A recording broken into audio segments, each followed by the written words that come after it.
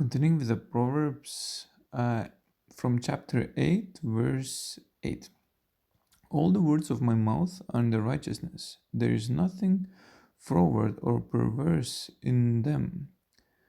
So it shows here that when the wisdom speaks, it's righteousness, and there's nothing wicked or evil in it. It will be pure, it will be holy, it will be righteous, and it's important to understand that when somebody tries to say something and it might sound smart, but it's not wise if it's not in righteousness, and there's some kind of wickedness in them. It's not from the Lord. It's just wrong, and it's important to turn away from that. Verse 9, they are all plain to him that understands, and right to them that finds knowledge. So it seems that it's quite straightforward, and it's just plain, and if you have the understanding, you'll be able to perceive it that it's a good thing, and if it's or a bad thing. So we'll be able to receive God's wisdom, and it's not so hard if you search the way God has prescribed it. Receive my instruction and not silver, and knowledge rather than choice gold. And this is very interesting because it clearly indicates that it's more valuable.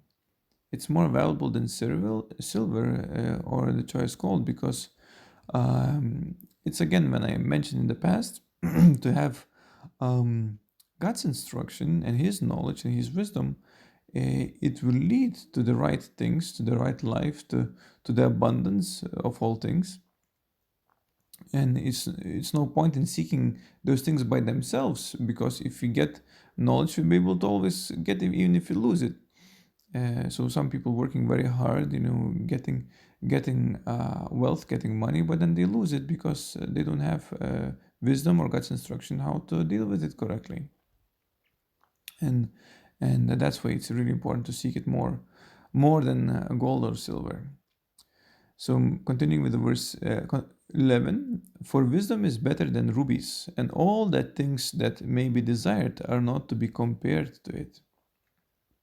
So again, it says, it's super valuable. It's continuing the same idea, that it's much better than anything in the world, any kind of material gain in the world, to receive wisdom, knowledge, and instruction from the Lord.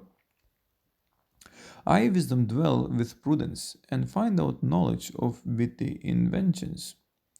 So this is very interesting, that it shows that wisdom is in prudence, and to actually see through things and do things to the end. I think prudence has to do a lot with really having this heart for see things to the detail, to the end, to finish the work, to finish things correctly. Because if you think about who's wise, is many people who are wise finish things well. And those who you think foolish, maybe they start with a big explosion, with lots of fanfares, but they don't see it to the detail of things. Sometimes they, like if you think about sales, you have a meeting, but you don't write an email to follow up.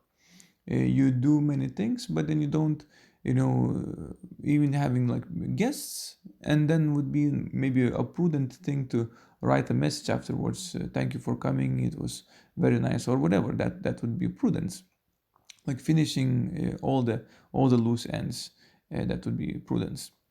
And another interesting thing, that finding knowledge, the wisdom find knowledge of witty inventions. So it shows that ultimately, to invent good things, it requires wisdom. That spirit of wisdom enjoys inventing things, inventing better way of doing things, inventing to make life easier, to make things smoother, better. Companies work better, societies work better. Like if you think about cars, planes, tractors, anything that is invented, it makes things easier, better, and more efficient. And that comes from wisdom. Verse 13, the fear of the Lord is to hate evil, pride, and arrogancy, and the evil way and the froward mouth do I hate. So another very interesting thing, that now it's talking about the fear of the Lord, And what does it do? It apparently hates. It's very interesting that it actually hates, and it hates evil. And what kind of evil? It hates pride, it hates arrogancy, and froward mouth. And it clearly shows, because what pride does, what arrogancy does. It doesn't listen to wisdom, it doesn't listen to knowledge, it doesn't listen to instruction, and because it already thinks that it already knows everything. And that's how pride is associated, or not necessarily even knows everything, but even thinking that you cannot learn. It's also pride. It's just sort of like a sneaky pride, so to speak. It's self-centeredness, the thinking that, okay, not willing to engage in a new information. Like I mentioned in the previous, once I was talking about that, there is a few things why people don't engage with wisdom, or the fear of the Lord, or His knowledge, is pride, and also deception. And deception to a certain degree is also to do with pride, because you already think you already know something, and you think that you cannot learn something. So it's also preconceived idea that, oh, I cannot learn something, I'm this way. But it's many times a lie. We do can learn, and we just bought into some kind of lie, and I think that's certain form of hidden pride, actually. And it's important to repent from that and learn. We all have to learn. Nobody born here with full information, and nobody can say like, oh, I already know everything. So I think that it's a start of dying is stop learning. Whenever people stop learning, they start dying, start deteriorating. Their mind starts deteriorating. If you think about people of Alzheimer's, usually it's because they stopped reading things, stopped engaging in things, just habitually start doing over and over the same stuff without actually engaging in the new information. And the brain, the mind is sort of like a muscle. If you don't use it, you lose it. So it just deteriorates, and people get like all kind of Alzheimer's or whatever it is. So it's super important to engage in God's wisdom, and not to be too pride, to learn, to grow, to engage in the new things.